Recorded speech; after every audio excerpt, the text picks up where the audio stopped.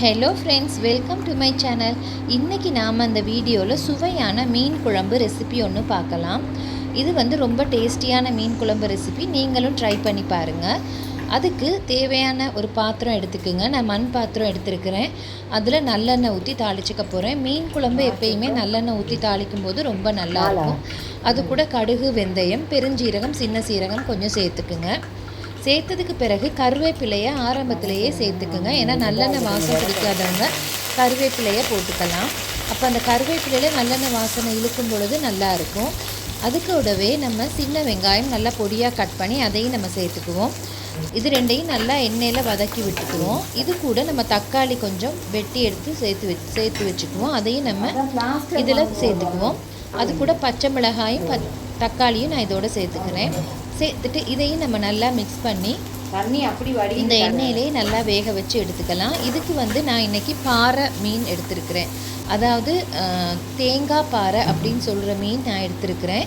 இது கூட தேவையான அளவு மிளகாய்த்தூள், மசாலாத்தூள் நம்ம சேர்த்துக்கலாம். நான் காஷ்மீரி மிளகாய்த்தூள் 1 டீஸ்பூனும், மஞ்சள் தூளும், அது கூடவே குழம்பு மிளகாய்த்தூள் 2 டீஸ்பூனும் சேர்த்துருக்கேன். சேர்த்துட்டு இதை நம்ம நல்லா மிக்ஸ் பண்ணி விட்டுக்கலாம். அப்படி இல்லாட்டி நீங்கள் மிளகாய்த்தூளும் மசாலாத்தூளும் சேர்த்துக்கலாம். இப்போ இதை நம்ம நல்லா மிக்ஸ் பண்ணிவிட்டு இதில் சிறிதளவு லைட்டாக தண்ணி ஊற்றிட்டு நம்ம நல்லா இதை மிக்ஸ் பண்ணி நல்லா இந்த எண்ணெயிலேயே இந்த மிளகாய்த்தூள் மசாலாத்தூளெல்லாம் மிக்ஸ் பண்ணி வேகிற மாதிரி செய்யணும். இது கூட நம்ம கொஞ்சம் உப்புத்தூள் சேர்த்துக்கலாம். சேர்த்துட்டு புளி கரைசலையும் இப்போயே நம்ம சேர்த்துட்டு இதை நல்லா கொதிக்க விடணும். நீங்கள் மீனை நல்லா கழுவிட்டு அதில் கொஞ்சம் உப்பும் மிளகாய்த்தூளும் போட்டு மிக்ஸ் பண்ணி வச்சுருங்க. அப்போ ரொம்ப நல்லாயிருக்கும். அப்படி இல்லாட்டி மிளகாய்த்தூள் சேர்க்காட்டி நீங்கள் உப்பு மட்டும் கண்டிப்பாக சேர்த்துருங்க. அப்போ தான் நம்ம குழம்புல போடும்பொழுது மீனில் உப்பு சார்ந்து நல்லாயிருக்கும். இப்போ இந்த புளி கரைசலில் நீங்கள் கொஞ்சம் உப்பு பார்த்துக்குங்க. பார்த்துட்டு தேவையான அளவு தண்ணி ஊற்றிட்டு நல்லா மூடி போட்டு கொதிக்க வைங்க. குழம்பு ரொம்ப திக்காக வேணும் அப்படின்னு நினச்சிங்கன்னா இன்னும் 2 டீஸ்பூன் அளவு குழம்பு மிளகாய்த்தூள் சேர்த்துக்கலாம். அப்படி உங்களுக்கு புளிப்பு நீங்கள் இன்னும் கொஞ்சம் கூடுதலான புளிப்பு தேவைன்னா ஒரு மாங்காய் கூட நீங்கள் இதில் வெட்டி சேர்த்துக்கலாம். ரொம்ப நல்லாயிருக்கும். இப்போ பாருங்கள், நல்லா குழம்பு கொதித்து வந்திருக்கு. பாருங்கள், இந்த மாதிரி குழம்பு கொதித்து வந்திருக்கும் போது நீங்கள் திருப்பி ஒருக்கா உப்பெல்லாம் பார்த்துக்குங்க.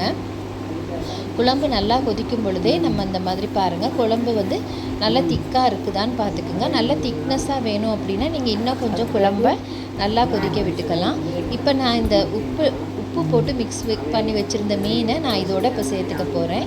சேர்த்துட்டு இதையும் நம்ம கொஞ்சம் ஒரு சிம்மில் வச்சுட்டு மீனை போட்டதுக்கு பிறகு சிம்மில் வச்சுட்டு மூடி போட்டு கொஞ்சம் நேரம் கொதிக்க விடணும். அப்போ மீன் நல்லா கொதித்து நல்லா வந்திருக்கும்.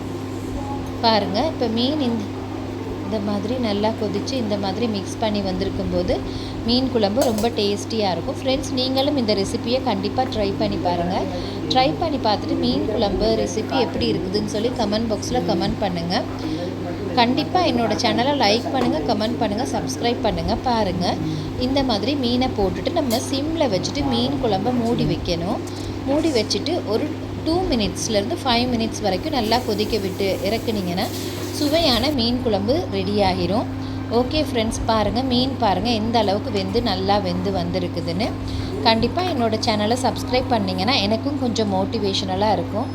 இதில் கொத்தமல்லி இலைகளை நீங்கள் நல்லா பொடியாக நறுக்கிட்டு அதையும் நீங்கள் இதில் சேர்த்துக்கலாம். ரொம்ப நல்லா இருக்கும். Okay friends, thank you. நீங்கள் கண்டிப்பாக இந்த மீன் குழம்பு ரெசிபியை ட்ரை பண்ணி பாருங்கள். பார்த்துட்டு கமெண்ட் பாக்ஸில் எப்படி இருந்துச்சுன்னு கமெண்ட் பண்ணுங்கள். தேங்க்யூ.